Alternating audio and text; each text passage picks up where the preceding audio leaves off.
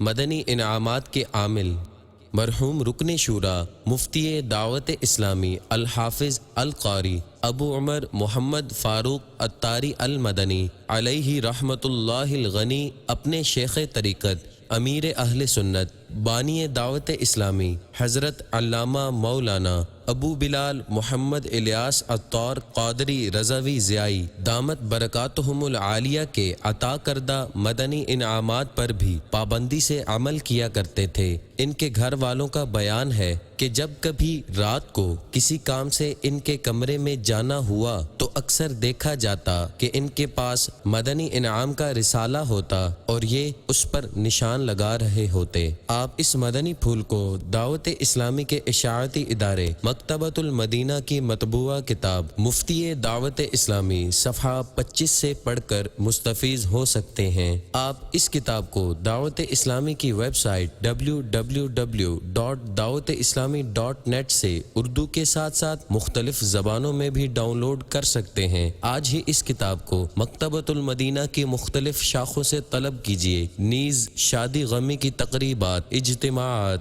اعراس اور اجتماعات میلاد وغیرہ میں مکتبۃ المدینہ کے شائع کردہ رسائل تقسیم کر کے ثواب کا ڈھیروں خزانہ حاصل کیجیے۔